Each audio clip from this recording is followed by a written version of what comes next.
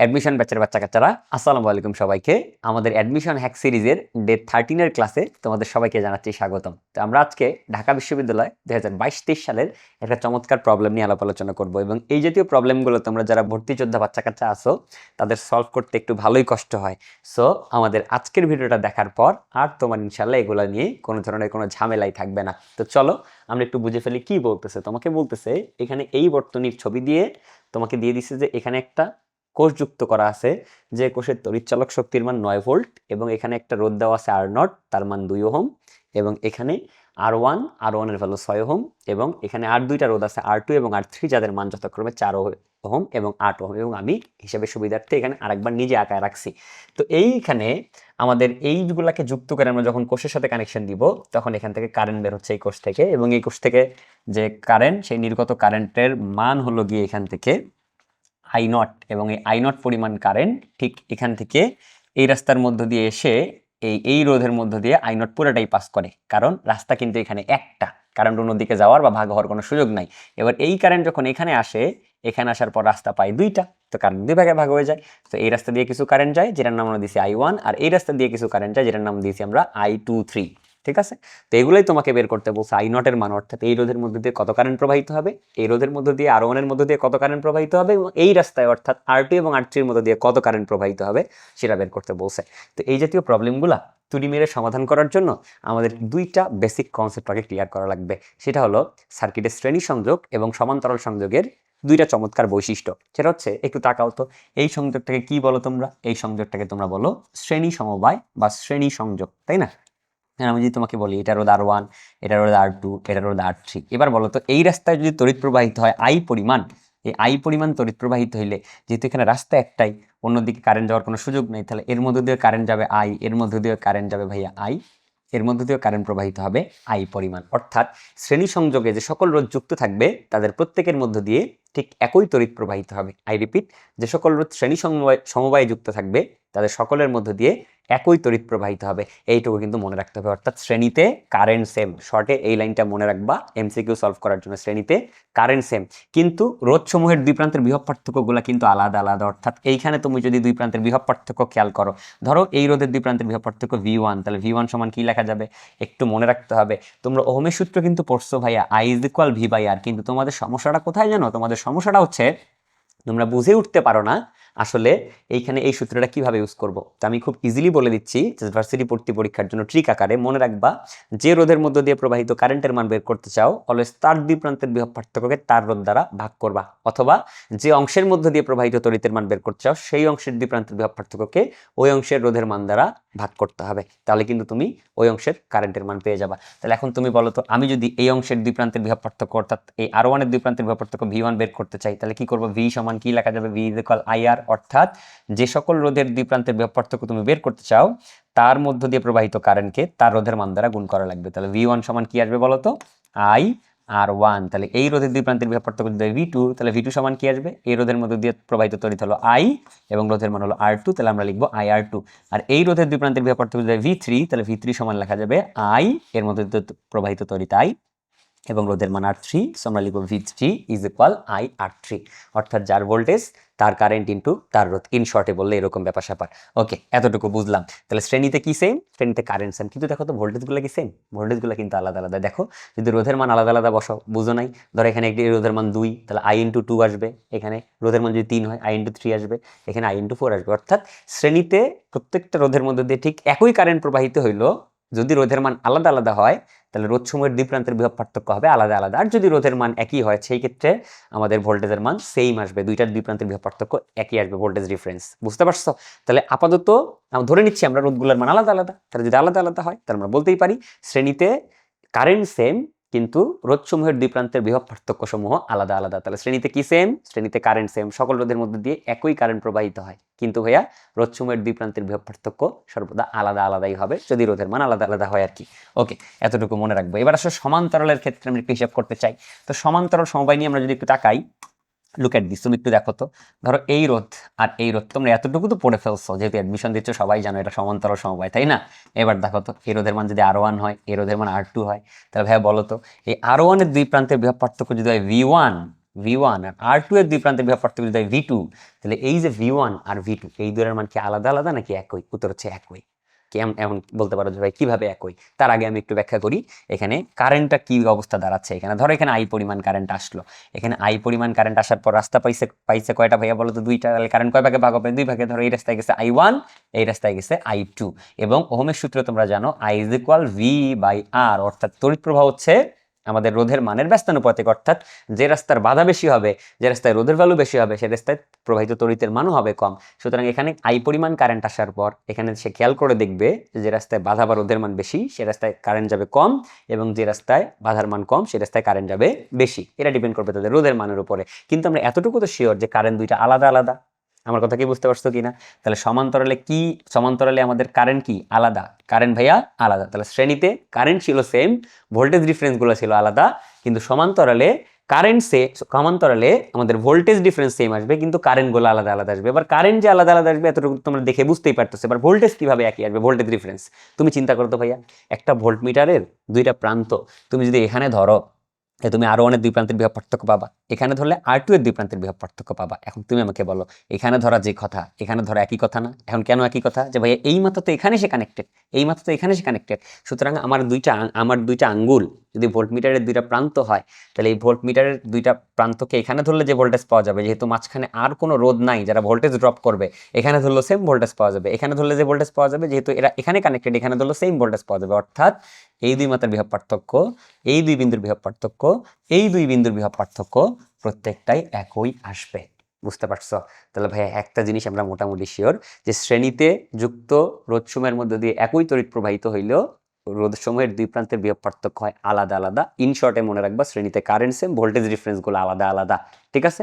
আর সমান্তরালে voltage difference same, কিন্তু রোধসমূহের মধ্যে দিয়ে প্রবাহিত কারেন্টের মান আলাদা আলাদা। ঠিক আছে ভাইয়া? এই দুইটা কথা মাথায় রাখবা। এবং ওহমের সূত্র কিভাবে ব্যবহার করতে হয় বললাম, যে যার মধ্য দিয়ে প্রবাহিত তড়িৎ প্রবাহ বের করব, তার দুই প্রান্তের বিভব পার্থক্যকে তার রোধের মান দ্বারা ভাগ করব। জাস্ট এই তিনটা বেসিক যদি তুমি ভালো মতো মনে রাখতে পারো, তাহলে এই ধরনের সার্কিট সলভ করা তোমার জন্য কোনো ব্যাপারই না। এবার আসো আমি একটু তোমাকে দেখাই। তো শুরুতে একটু খেয়াল করো তো, এখানে আমাদের শুধু মোট তড়িৎ প্রবাহ বের করতে হবে। আগে আমরা এটা বের করবো, এটা বের করবো, এটা বের করবো। সো এটা বের করার জন্য আগে আমাদের এই সার্কিটটাকে ছোট করে ফেলতে হবে। দেখো তো এখানে 4 আর 8 কিসে যুক্ত আছে ভাইয়া? 4 আর 8 যুক্ত আছে এখান থেকে আমাদের শ্রেণীতে। তাহলে 8 4-এ তুল্যরোধ কত বলো তো? যেহেতু শ্রেণীতে যুক্ত, তোমরা জানো শ্রেণীতে যুক্ত থাকলে তুল্যরোধ হয় তাদের নরমাল যোগফলের সমান। সুতরাং এই দুইটা রোধকে আমরা উইথড্র করে একটা রোধ ইউজ করতে পারি, যার মান হলো 12 ওহম। কত ওহম ভাইয়া? 12 ওহম। তাহলে আমি এই দুজনের বদলে 8 আর 4-এর বদলে এখানে বসাই দিলাম 12 ওহম। এবার তোমরা আমাকে বলো, এখানে এই রোধের মান 12 আর এখানে কত ছিল বলো? এখানে ছিল 6 ওহম। বুঝছো কিন্তু? তাহলে এখানে 12, এখানে 6। তাহলে এখন এই রাস্তার যে তুল্যরোধ, এই তুল্যরোধ কত বলো তো? এখানে 12 আর 6-এর তুল্যরোধ কত? বাবারা, দুইটা রোধ যদি সমান্তরালে যুক্ত থাকে, আর একটা ট্রিক শেখাই দিয়ে যাচ্ছি। এখানে এই একটা ভিডিওর মধ্যে তোমরা ট্রিকের উপর ট্রিক পাবা। Look at this. দেখো 1/RP ইজ ইকুয়াল কি লেখা যায়? 1/R1 plus 1/R2। ধরো আমরা দুইটা রোধকে সমান্তরালে যুক্ত করতেছি। Look at this.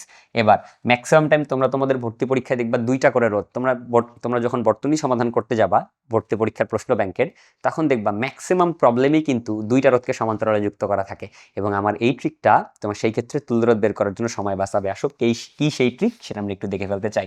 তোমরা যদি এখান থেকে 1/RP এর ভ্যালু বের করি, তাহলে কি লেখা যাবে? নিচে তাদের গুণফল থাকবে R1 R2, আর এখানে লসাগু করলে থাকবে R1 প্লাস R2। এইটুকু লসাগু তো আশা করি পারো তোমরা। এবার বলো, আমরা যদি এখান থেকে RP এর ভ্যালু বের করে এটাকে উল্টাই দিব, এটা উল্টে যাবে। তাহলে RP সমান কি লেখা যাবে? RP সমান লেখা যাবে R1 R2 divided by R1 plus R2। Okay, done done ভাইয়া। এবার বলো, ওপরে তাদের কি ফল লাগছে? ওপরে রাখছে তাদের গুণফল, নিচে রাখছে তাদের যোগফল। তার মানে দুইটা রোধ যদি সমান্তরালে যুক্ত থাকে, তাহলে তুল্যরোধ নির্ণয় সূত্র হচ্ছে গুণফল ডিভাইডেড বাই যোগফল। আমি আবারও বলছি, দুইটা রোধ যদি সমান্তরালে যুক্ত থাকে, তাহলে তুল্যরোধ বের করার ট্রিক হলো R1 into R2 divided by R1 plus R2 গুণফল ডিভাইডেড বাই যোগফল। আমি আর লিখে দিলাম না, এভাবে মনে রাখবা। তাহলে শ্রেণীতে থাকলে কারেন্ট সেম, ভোল্টেজ ডিফারেন্সগুলো আলাদা আলাদা। সমান্তরালে থাকলে ভোল্টেজ ডিফারেন্সগুলো সেম, কারেন্ট সমূহ প্রবাহিত তড়িতের মান আলাদা আলাদা।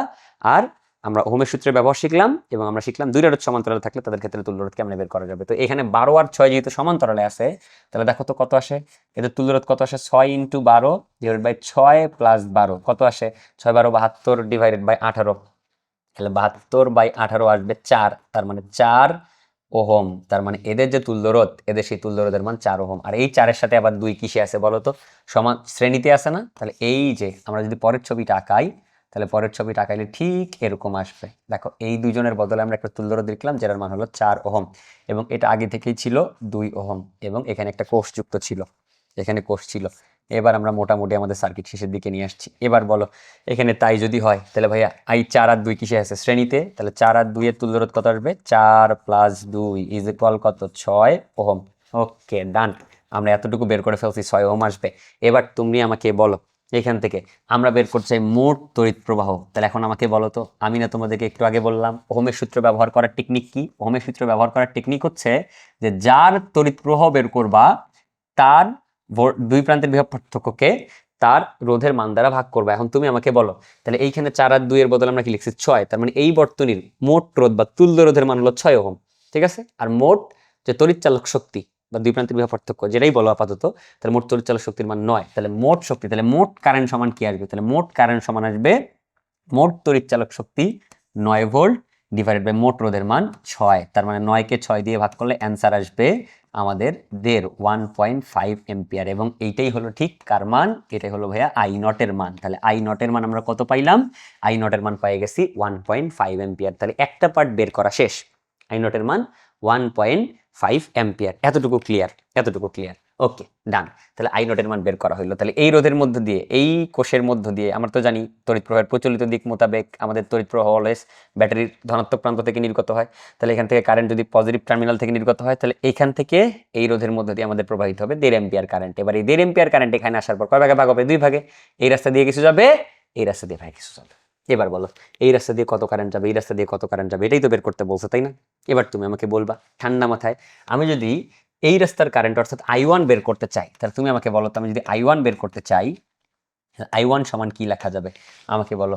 তোমরা একটু আগেই সূত্র শিখছো যে ভাই, আপনি একটু আগে আমাদেরকে শেখাইছেন যে যে অংশের কারেন্ট বের করতে হবে সেই অংশের ভোল্টেজ ডিফারেন্সকে তার রোধের মান দ্বারা ভাগ করতে হবে। এখন তুমি আমাকে বলো তো, এই রোধের দুই প্রান্তের বিভব পার্থক্য যদি হয় V1, এই অংশের দুই প্রান্তের বিভব পার্থক্য যদি হয় V2, ধরে নাও V2, এটা হলো V2, এটা হলো V1, আর এই দুই বিন্দুর বিভব পার্থক্য যদি হয় VP, তাহলে এখন আমাকে বলবা এই যে এখানে V1, এইটুকু হলো V2, এইটুকু হলো VP, এগুলোকে আলাদা নাকি একই আসবে? একই আসবে না ভাইয়া? একই আসবে। তো আমরা ধরে নিলাম I1 বের করার জন্য আমরা ধরে নিচ্ছি এই অংশের দুই প্রান্তের বিভব পার্থক্য হলো V1, আর এই V1 আর VP এর মান কি আলাদা আলাদা? এই অংশের দুই প্রান্তের বিভব পার্থক্য ধরে নাও VP, যেহেতু এটা প্যারালাল অংশ, তার প্যারালাল অংশের ভোল্টেজের মান দিলাম VP। তাহলে আমরা কি লিখতে পারি? তাহলে I1 ইজ ইকুয়াল কি লেখা যায় বলো? যার কারেন্ট তার দুই প্রান্তের বিভব পার্থক্য ডিভাইডেড বাই তার রোধের মান R1। ওকে, ডান ডান। এবার তুমি আমাকে বলো তো, এইখান থেকে V1 সমান কি বলা যাবে বলো? তাহলে V1 এর বদলে V1 এইখানে আমাদের কার সমান বলো? আমাদের VP এর সমান। তাহলে আমরা লিখলাম V1 এর বদলে VP ডিভাইডেড বাই R1।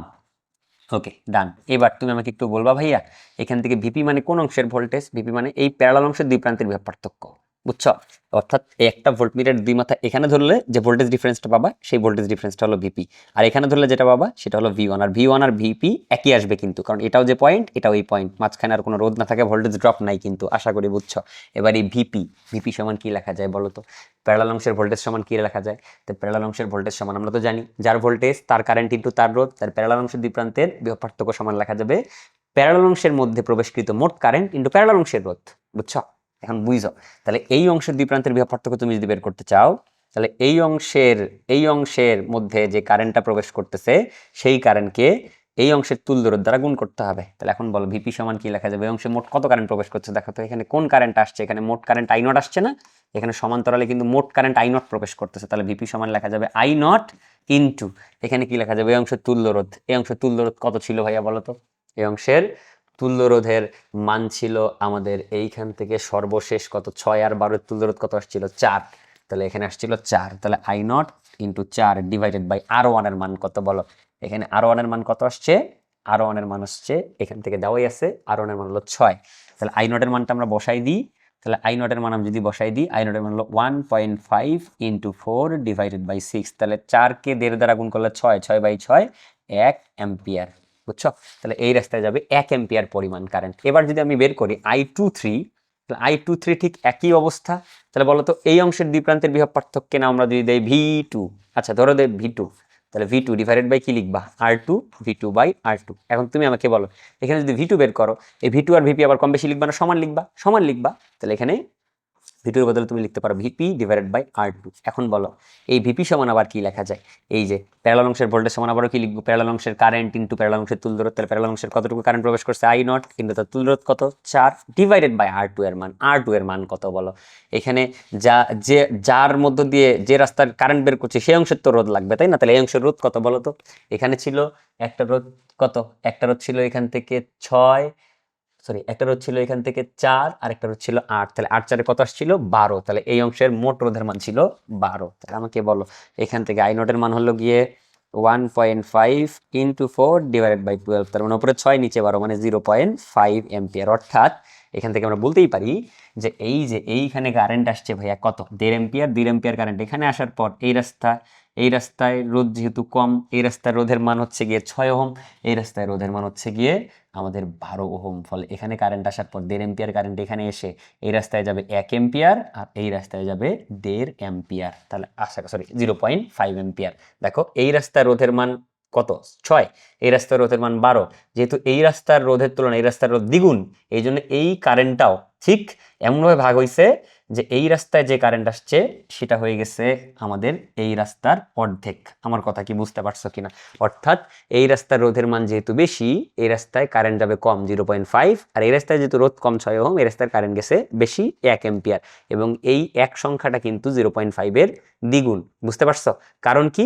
কারণ এখানকার রোধ ছিল এখানকার দ্বিগুণ, এখানে দেখো এই রাস্তায় রোধের মান 12, এই রাস্তায় রোধের মান ছিল 6, এজন্য কারণটাও ঠিক সেম রেশিওতে ভাগ হয়ে গেছে। তো এভাবেই মূলত চাইলে তুমি তোমার এই অঙ্কগুলোকে ইজিলি সর্ট আউট করে ফেলতে পারো, এবং তোমরা যারা টেস্ট পরীক্ষা দিবা তাদের পরীক্ষার জন্য কিন্তু উপর আসতে পারে। তো এই ছিল আমাদের আজকের লেকচার। ধন্যবাদ সবাইকে।